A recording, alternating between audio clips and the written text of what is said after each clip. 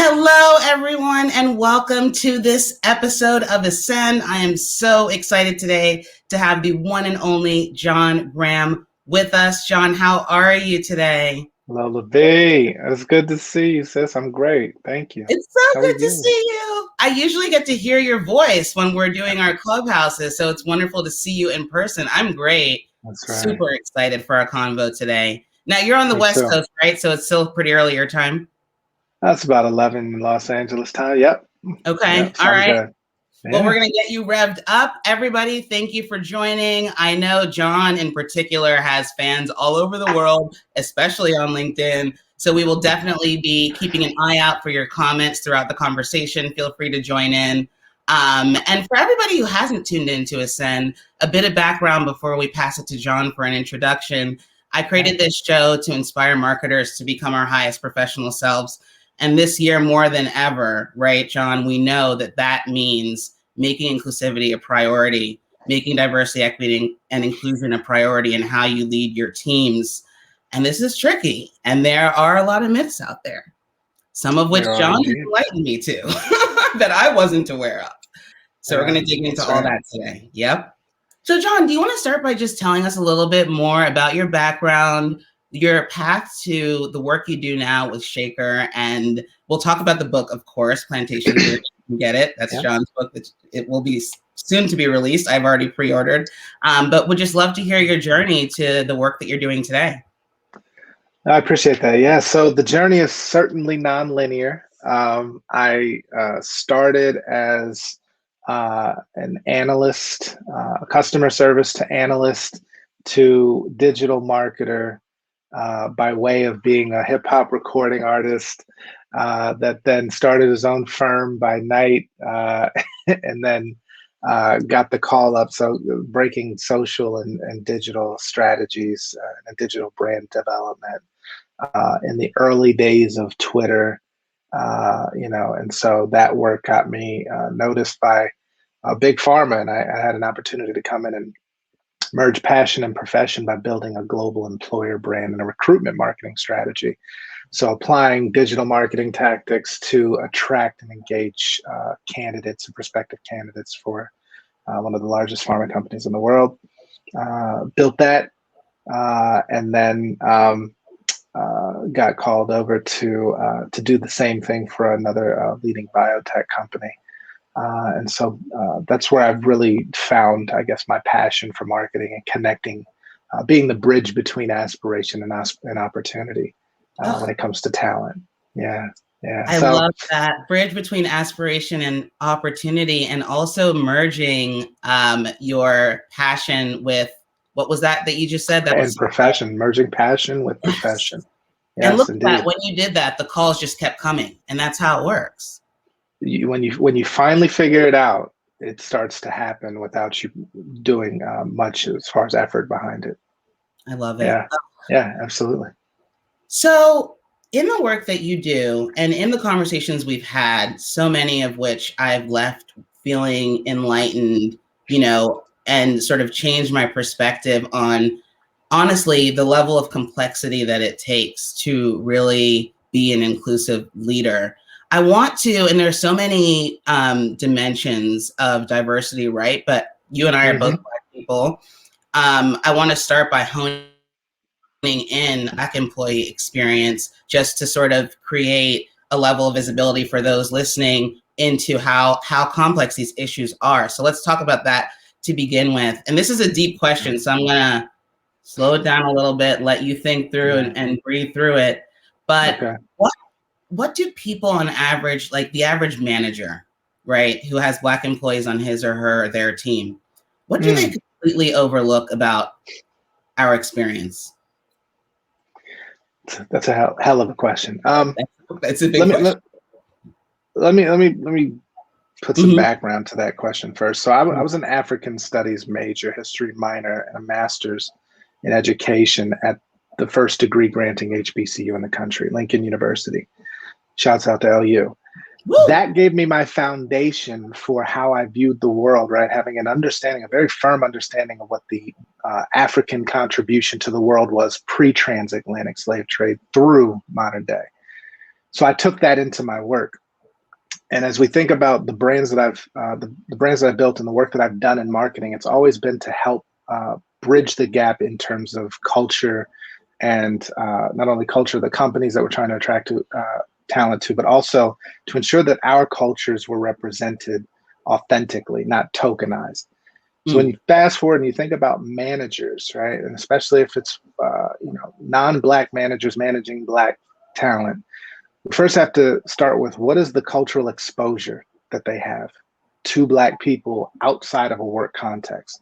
And if we're thinking about today's corporate scenario, the corporate setting, you have people who are engaging with Black people more in a work context than they ever have outside of work. So this is new culture. Land, because everybody listening, I know if you are not a Black person, that is almost 100% accurate description of your experience. Have you met more Black people at work than in any other context of your life? That's right. We're going to get 95% yeses or more, right? I would think so. Absolutely. Based on the level of segregation that still exists in this country, US wise, yes. Yes. Maybe you went to school. There. Yeah, no.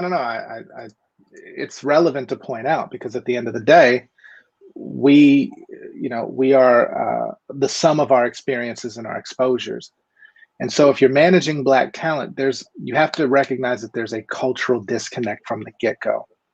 There's disconnects between the way you communicate, right? There's a language barrier, not in the sense of you both speak English and one doesn't, somebody else doesn't, but there's different types of language depending on which demographic you come from. And this is real. And so whether you've been exposed to, relaxed Black vernacular, or if you're Black, and have you been exposed to white dominant culture language, which is more ambiguous, not direct or transparent as much, right? There's these cultural nuances that, if we're talking about DEI, we're not even addressing. So I think first and foremost, what would behoove white managers or non-Black managers is to understand the cultures of the teams that you're leading. Do some cultural exchange. Find time to talk offline and understand more about the lived experience, past perspective, world views, who your team is, not only professionally but personally. It's such an important piece of context, and it forces us to really think about that slowing down before jumping into, okay, let's talk about how to make this team diverse, equal, and inclusive. All right, boom. Right. We're gonna do a workshop. It's like, do you even know the people on your team? What is your definition, John, of lived experience? It's one of the terms that you use a lot, and I think it's one that is worthy of kind of unpacking and defining for folks who might be unfamiliar with it. Absolutely. So the work that I do is steeped in lived experience, and at Shaker Recruitment Marketing, we're actually leading the forefront in building diverse and inclusive employer brands through lived experience. And what I mean by that is, historically, DEI work has started with the most privileged and entitled in the organization, right? Your executive leadership teams. That passion, care, concern, commitment is then trickled down through the organization, roles, responsibilities, metrics applied, and then somehow we're supposed to coalesce into a diverse, inclusive culture where belonging is centered. What we know, however, is that work is not starting. Let me first say, a critical question is not being asked, and that question is really, who are the intended beneficiaries of this work? If we're thinking about DEI in its original context, it's a compliance activity. So the intended beneficiary of that work is going to benefit who? The company.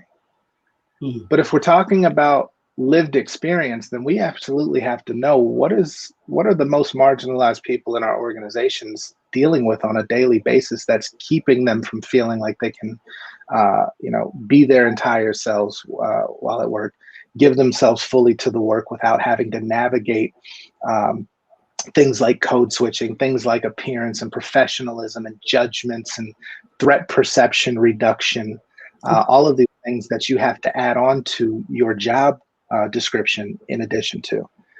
And so when we work backwards from that lived experience and understand not only from a representation, but an authenticity and development perspective, what you as a marginalized employee goes through, then we can start to craft DEI strategies that address those culture gaps and work with you to close them, so that now you can have not only a culturally honest and accurate employer brand, which is what you would communicate to prospective talent, but you've also shown to your existing talent that you are listening. Not only are you listening, but you're acting in the best interest of that marginalized experience. And then hopefully can convert marginalized talent into your biggest brand ambassadors to invite people in their network to join them. Because if they're not having a great experience, they're not telling people to come work with you, right? Absolutely. And what you just described, like, I know we're both marketers. That sounds like what we do. That is literally the progression of any marketing process. It starts with research and understanding, right? I was in a conversation yesterday, Dr. Marcus Collins of Whedon and Kennedy mentioned this term I loved. You have to go from insight to intimacy. And I think what you just described, isn't that beautiful? What you just described is about, right? Like creating that intimacy. So Yolanda, the workplace warrior, thank you for joining us, Yolanda. I love this comment she puts out here. So I'm of the belief that companies need to make this knowing of Black and marginalized people a requirement. That's right. How can you lead without this foundational knowledge? I'm just saying. I recently had to Google IJS, so I'm glad I knew that. Yeah, I mean, totally agree, right? Do you want to address that? And maybe for those 100%. Watching, where do you start? Other than calling you, obviously. I mean, there's that. Let's think about this. Where's the tip of the spear when it comes to bringing talent in? It's your recruitment function. And you're hiring managers themselves. So let's think about this. If you're bringing in a leader to your organization, what questions are you asking to get a sense of their cultural competency? Are you building that into your recruitment questionnaires or your rubrics? Because at the end of the day, if you're trying to bring people in to help move the needle on building an inclusive culture, shouldn't you want to understand what their past track record is on building inclusive teams, managing diverse groups of talent, dealing with conflict resolution across cultural lines and lenses? So if we're not asking the right questions to qualify cultural competency at the front end, then you're ending up bringing in status quo and asking them to do something that's out of their wheelhouse. So we need to be a bit more discerning in who we're bringing into the organization and not looking so much for cultural fit, but for cultural add and cultural advancement. Love that. Don't create cultural competency debt in the front end, right? It's almost like tech, when you started off a process wrong, it's just going to get worse and worse. That's a great actionable takeaway for those listening. That's right. Yeah. Thank you. I mean, but continue, because I think there was more there. Yeah, I think, as once, if we're thinking about how do managers get to know Black folks, it starts by thinking about what culture are we inviting Black folks into. You'll often hear me say it doesn't do your company well to invite people into burning buildings, and you can't out hire a bad culture, right? You're just going to put more people into it. So let's think about this. As we think about corporate culture, I ask companies, if you had to personify your company, what would it look like? What kind of clothes would it wear? Where would it shop? Where would it eat? Right? And typically, what music would it listen to? And typically, corporate culture defaults white. Just is, in fact, cisgendered white male. And so if that is the cultural default that we're inviting Black folks into, then there's already an assumption of assimilation. And so now we have to ask ourselves, if you want somebody to bring their whole self to work, but the default standard is cisgendered white and male, can that really ever be? So it's a bigger question than any singular manager can answer. But I want that level of cultural awareness to be present when we're starting to ask, who are the people that work for me? And who are they in the context of this broader culture that wasn't defined by them, but they have had to adjust and accommodate to be acceptable, accepted, and to present themselves in a way that is non-threatening. I mean, the word threat, glad you brought that up because it feeds into my next question. And, you know, I want to acknowledge, and John and I have talked about this at length, there are, of course, so many nuances. No one is suggesting there's one monolithic Black culture, right? But there's so much truth in the heart of what you're saying, because, I mean, I'm going to be personal here. Even myself as somebody who I've always had adjacency to whiteness throughout my entire lived experience. That is my authentic lived experience. But I've had numerous, more than I can count on each of my hands, experiences where I've gotten critical, much energy into the room. You need to tone it down. You make people feel on edge. You're the way you present. Like that's essentially saying you're threatening. So with this idea of myths, I want people to understand from your perspective, John, what are some of the practices and policies that are meant to be edifying employees within an organization that are actually operating outside of the interests of these humans who, you know, we are saying we're seeking to create belonging for? I mean, that's one. Telling someone like me, you know, the way to fit in is just tone it down. Don't be yourself. That's right. That is a whole show and unto itself. You know, this is where you start asking questions like, who are the culture gatekeepers in your organization? Who defines and sets the tone for what is the standard or the norm?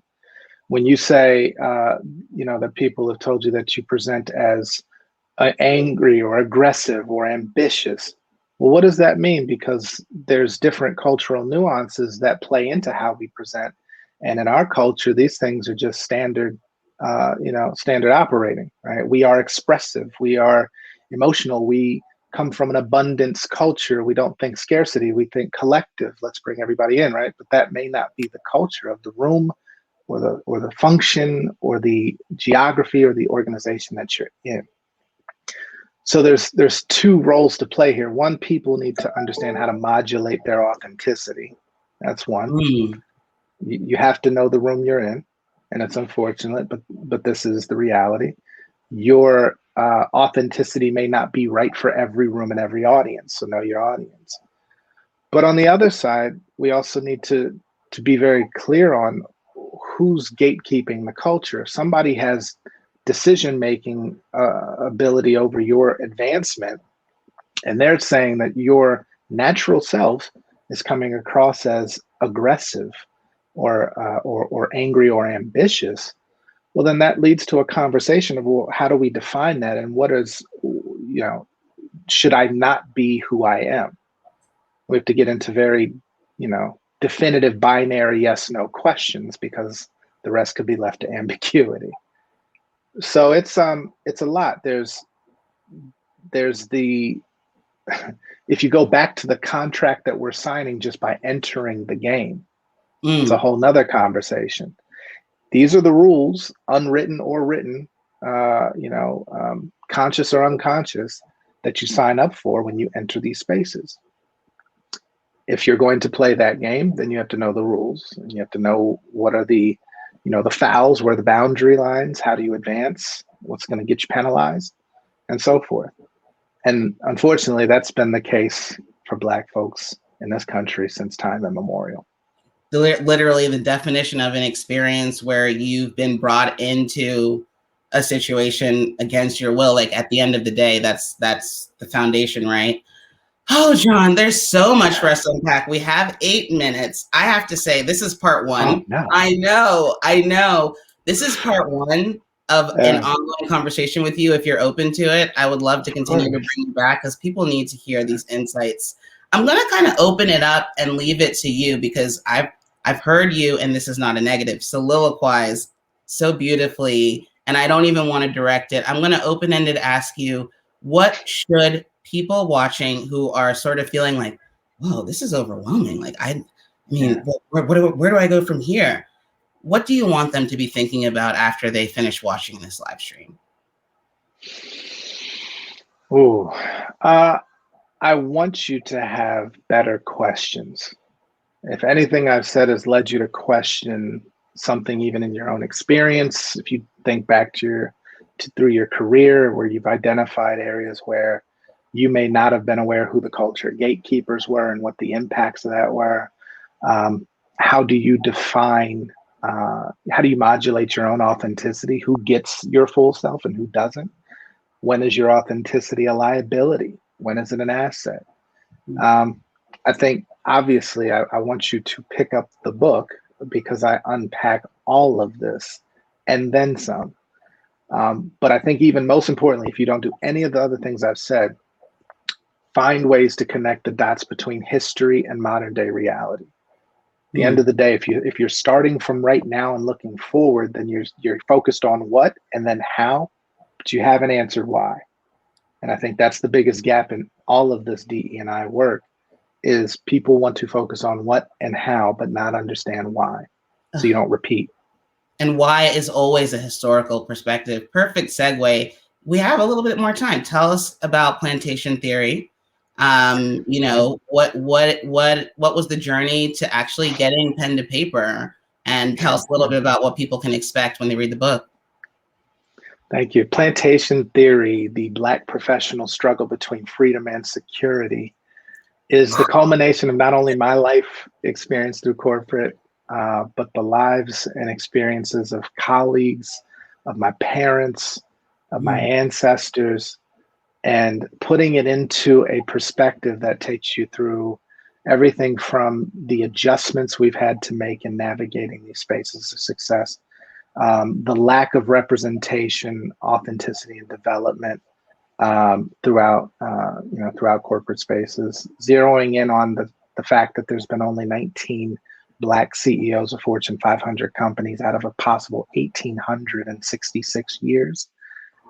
Right, just let that sink in, and then thinking about why that is, right, and unpacking sort of what are the lived experiences of Black professionals in corporate spaces. And so not just to speak and give voice and dignity to our experiences, but also to paint pictures for executives who are non-Black to understand what we go through on a daily basis. They got a glimpse last year with the courageous conversations and the focus groups in a post-George Floyd era. But now we're going to take it a step further and push you to ask better questions if you're truly about allyship, and I'll even nudge you towards abolitionists, to ask better questions to now start to help create cultures that don't require this exhaustive dance that is the life and plight of Black professionals. And that, I mean, first of all, I've never been happier that we get transcripts of these conversations, because there were like 19 quotables just there. But the one that sticks out to me as far as meaning is, if people are focused on the dance, what are they not focused on? That's right. Yes. So the alternative, right? There's this concept that the premise was go to school, get a degree, get a great job, retire after 30 years, right? The American dream. We know what the dream, who the dream was designed for and who it was not. And so I challenge, Black students who are matriculating into a corporate space to ask themselves a question before they cross the threshold. Do I want to accept that premise, knowing it wasn't designed for me, or are there alternatives? Can I take my skills that I've developed now outside of the classroom? Can I take that degree learning, the network I've built, and start to shape my own venture? Or if you're going to enter into corporate spaces, are we going in with this intent of just being an employee rather than leveraging the experiences, the network, the access to information to apply that to your own venture? Right? There's nothing wrong with going into corporate as long as you have an exit strategy, right? And at the end of the day, focusing on ownership and creating vertically integrated opportunities for yourself and your community. And so these are the concepts and questions I'm asking. Yes, it's so valid. And I'm glad that we're ending on that note, because here's another myth buster. Nobody's saying that it's just Black people who should be doing this. If you look around, I mean, look at Silicon Valley, the founders of Yahoo, the first 20 employees of Google, like all of those people then go off to create other organizations. Literally, that's how it works. 100%. So why aren't we looking at ourselves as folks who have access to that same, you know, I'll say social contract of work in an organization and then figure out how you can use that to build something bigger or different that elevates us all. Like there's nothing wrong with, there's nothing disloyal about that, right? Not at all. Not at all. I think it's an expectation at this point. The amount of access to information and network that we can build to go beyond, you know, the old paradigms. Go beyond the old paradigms. John, it is such a pleasure as always to be in conversation with you. It really is, and it's particularly special. You're welcome to have you here on this show. We will be doing more collaboration. I cannot wait. As we sign off today, where should people continue to look out for you? What are some upcoming events that we should be aware of? Let us know. Yeah, so first and foremost, visit plantationtheory.com, where you'll be able to learn more about the book, get your pre-order on. Book launches Juneteenth this year, so that's June 19th. You can catch me on these LinkedIn or Clubhouse streets. I am definitely on all of the socials, but LinkedIn is my primary, and we run a Clubhouse club called Plantation Theory, the balance between freedom and security, every other Wednesday. So next call is coming up tomorrow. So that's right. That's right. Yeah. So we're talking about the hidden language of corporate America tomorrow. So it's a third installment, and it is guaranteed to be a continuous eye opener. It's always spicy. Let me tell you that I'll be there. I absolutely don't miss those moments with John on Clubhouse. I'm so grateful to you, John. Again, thank you for being here today. I hope everybody picks up Plantation Theory. I pre-ordered my copy. I can't wait. Follow John on LinkedIn. And, you know, next time, maybe we will talk more about the marketing aspect. As everyone knows, I'm super passionate about how social impact can actually drive revenue. All of the themes John talked about today are relevant to that. If your employees are worried about fitting in, they're not going to drive your business. So like, let's address these things and use the resources who can help you outside of your organization to do so. John, thank you, bro. We will be back. And I'll see you soon, everybody. Yes, thank you for joining in. We'll be back with more Ascend in the coming weeks. Take care. Bye-bye. Cheers.